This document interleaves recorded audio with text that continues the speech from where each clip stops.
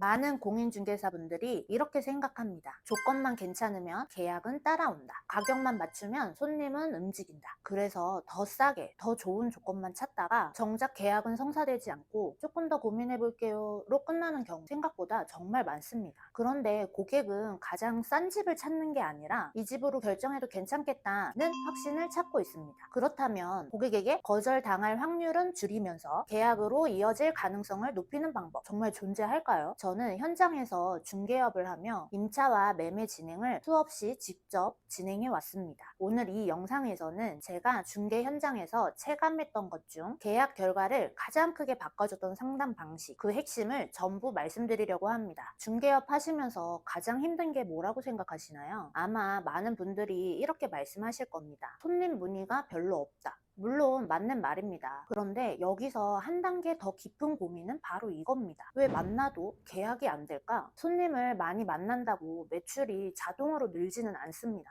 10명을 만나도 계약이 한두 건에 그치는 중개사가 있는 반면 5명을 만나서 4명을 계약하는 중개사도 있습니다. 결국 중요한 건 얼마나 많이 미팅을 했느냐가 아니라 얼마나 많이 계약을 했느냐입니다. 중개업은 시간과 체력이 동시에 들어가는 일입니다. 노력 대비 수익이 낮아지면 이 일은 오래 버티기 어렵습니다. 온라인 문의든 전화 상담이든 현장 미팅이든 계약 확률이 높다면 어디서든 살아남습니다. 이건 성실함이나 근성의 문제가 아니라 상담을 어떻게 시작하느냐의 문제입니다. 저도 예전에는 10명 중 2명 정도만 계약으로 이어졌습니다. 하루 종일 전화 받고 매물 여러 개 보여주고 결국 남는 건 고민해 볼게요 라는 말뿐이었습니다. 그런데 상담을 시작하는 방식을 바꾸고 나서 결과가 완전히 달라졌습니다. 그것도 매물을 5개, 6개씩 보여준 게 아니라 1개에서 많아야 3개만 보여주고 말이죠. 보여주는 매물 수는 줄었고 상담 시간은 오히려 짧아졌고 계약은 더 많이 성사됐습니다.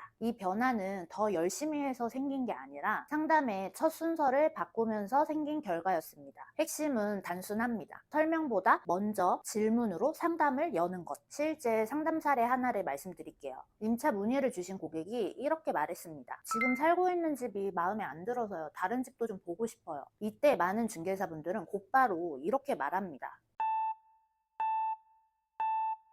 금액은 어느 정도 보시나요? 입주 날짜는요? 지금 문의 주신 매물은요? 어쩌고 저쩌고. 하지만 저는 이 질문을 먼저 던집니다. 현재 계신 곳에서 가장 불편했던 점이 어떤 걸까요? 별것 아닌 질문처럼 들릴 수 있습니다. 하지만 이 질문을 먼저 던지느냐에 따라 상담의 방향이 완전히 달라집니다. 이 질문을 던지면 고객은 그때는 급해서요. 부모님이 골라주셔서 제대로 안 봤어요. 소음이 너무 심해요. 이 순간부터 중개사는 매물을 설명하는 사람이 아니라 상황을 정리해주는 사람이 됩니다. 이 질문을 통해 우리는 2가지를 동시에 얻을 수 있습니다. 첫 번째, 상담 분위기가 자연스럽게 만들어집니다. 처음부터 전용 면적, 대출, 옵션 같은 매물 설명을 하면 고객은 더 복잡해집니다. 질문을 먼저 던지면 고객이 스스로 이야기를 하기 시작하고 상담은 훨씬 부드러워집니다. 두 번째, 고객의 진짜 문제가 드러납니다. 가격이 문제인지, 구조가 문제인지, 입지가 문제인지, 이전 중개사의 응대가 문제인지 이걸 정확히 알면 그 다음 상담은 훨씬 쉬워집니다.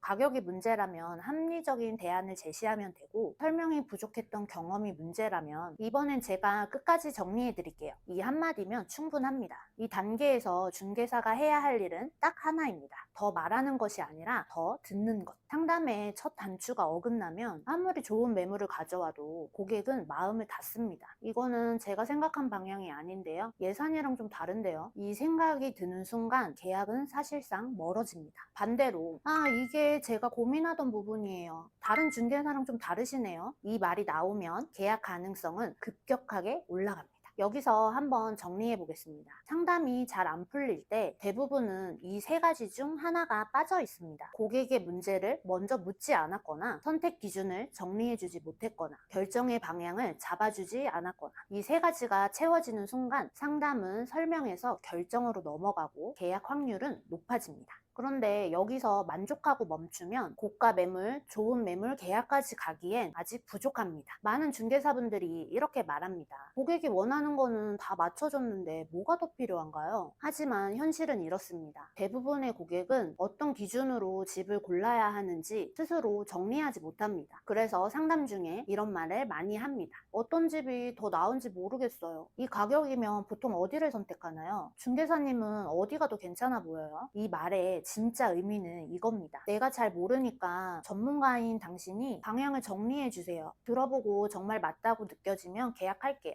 이 역할을 해줄 때 중개사는 단순한 매물을 보여주는 사람이 아니라 결정을 도와주는 일 잘하는 중개사가 됩니다. 그래서 여기서 이 질문을 던져야 합니다. 금액이 조금 올라가더라도 생활 인프라가 편한 곳을 원하시나요? 아니면 무조건 예산이 최우선이세요? 이 질문으로 고객의 기준이 어디에 있는지가 파악됩니다. 많은 중개사분들이 여기서 스스로 한계를 만들어 버립니다. 말은 괜찮다고 해도 비싸면 결국 안 할 거야. 괜히 물어봤다가 부담만 주는 건 아닐까? 하지만 고객은 싼 집을 원하는 게 아니라 후회하지 않을 선택을 원합니다. 그래서 필요하다고 느끼면 조금 비싸도 움직입니다. 전세를 보러 왔다가 매매로 전환되는 경우를 경험해보신 중개사분들은 이 말에 충분히 공감하실 겁니다. 매매가 30억짜리 신고가를 갱신하는 아파트를 꾸준히 중개하는 분들이 계속 계약을 만드는 이유는 단순합니다. 싸게 팔아서가 아니라 결정을 내릴 기준을 대신 정리해주기 때문입니다. 온라인 문의가 많을수록 싸게 맞춰야 계약된다는 강박에 빠지기 쉽습니다. 물론 틀린 말은 아닙니다. 하지만 시야를 조금만 넓히면 박리담회에서 벗어날 수 있습니다. 저 역시 처음에는 소액 임차 위주 상담만 했습니다. 하지만 지금은 고객에게 필요한 기준을 먼저 정리하고 그에 맞는 매물을 제안합니다. 그 결과 계약 만족도는 높아졌고 클레임은 줄었고 재계약과 소개는 늘어났습니다. 오늘 영상에서 이것 하나만은 꼭 기억해 주세요. 계약은 매물에서 결정되지 않습니다. 상담 초반에 기준이 정리됐는지가 전부입니다. 중개사는 집을 많이 아는 사람이 아니라 결정을 쉽게 만들어주는 사람입니다.